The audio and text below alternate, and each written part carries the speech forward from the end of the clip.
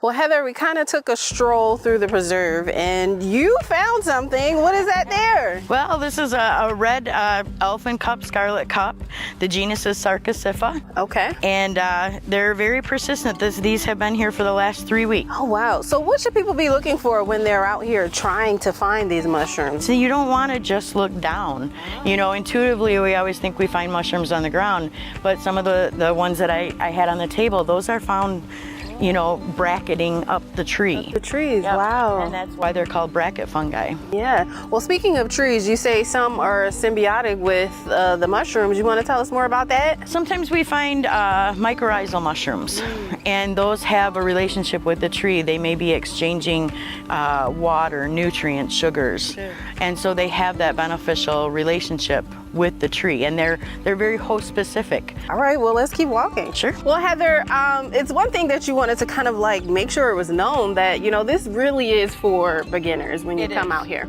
It absolutely is. When we do this once a month all the way through October. Okay. And this is totally beginner friendly. Sure. I may use long Latin names, more so out of habit than anything else, but you know, the reason we use those long, crazy sounding names is so that we're not mixing them up with another type of mushroom.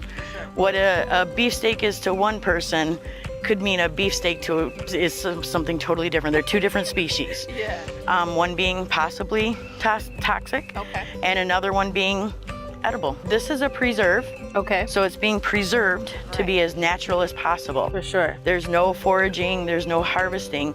But during our group, on the Sundays that we meet, then you can actually, we're going to harvest them for like scientific purposes.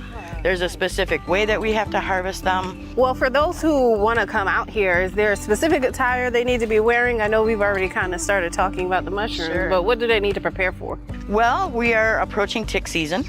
And even during the summer, it's always good to wear long pants. You know, I admit it, I'm not the poster child for that, but long pants, longer socks that you can tuck your pants into. Tick repellent is a good idea to have. Light colored clothing so that you can actually maybe see any kind of little critter that might have crawled on. Exactly, hitched a ride. So yeah, you want to bring a basket or some sort of collection material. Fiber bags work well, plastic bags do not. This is specialized. These are called rhizomorphs, and these are specific to this species of mushroom, this genus Armillaria. Whenever you see this kind of thing, you know that Armillaria is in this area, the honey mushroom is in this area, and then when it's around their season, midsummer, late summer, early fall, then you'd come back and you may see that fruiting body then. Wow, and it kind of looks like veins going up the tree. It absolutely does. All right, well, shall we go back to the table? Sure. All right, let's go.